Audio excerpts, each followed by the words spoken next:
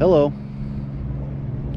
I'm making a video out here on crabbing, and I thought I'd do a side video based off of what I've observed from people out here on the crabbing docks in Westport, Washington. Right over there, there's that ramp that goes up and over. Now, I see one person up there fishing. They have a spot there where boats come and go, and they don't want anybody putting their crab traps there, so really no fishing. And I'm not pointing out this guy for that reason. The reason is I see too many people bringing crab in on their snare traps, ring traps, pots, you name it. And they think if they take the crab and they throw it as far away as they can from their trap, that the crab won't go back in their trap. Well, you kind of have a point there. See, when you're in high places like that, up that ramp, and even out here on this dock, at low tide where the rocks are, it's pretty low.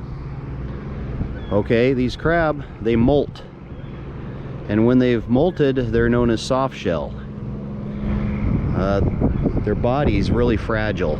Okay, so when you throw them, and you throw them out there, you tend to kill them. I know this because I've seen them getting killed by when people drop them, and you'll see them just go lifeless towards the bottom, especially off of that big ramp over there. I know, I realize when people are bringing their traps in and the crab drop off and they hit the rocks, there's not a lot you can do about it at low tide. When you bring them onto the dock and you let them crawl out and they fall into the rocks, you might want to think about that. You're killing the generations of crab that could keep population here alive for our sports fishing industry.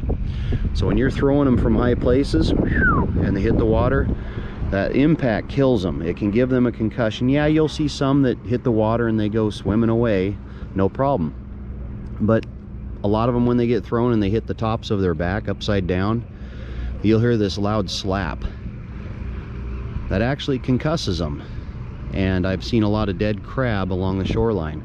Yeah, you'll see shell from them molting, but these are full-size crab that are dead. And all I want you to do is think about it. We've all done that if we're crabbing, where you throw them off of high places.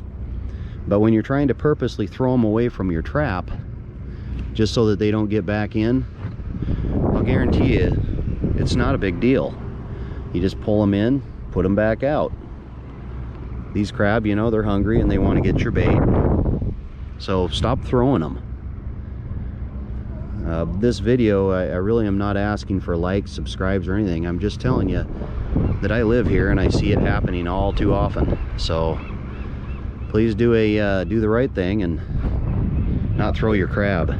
Just set them back in the water as easy as you can. Even from high places, you could toss the crab sideways while they spin down. Now in Marysville, Washington, out there along the water line in the Puget Sound, there's a place called Kayak Point.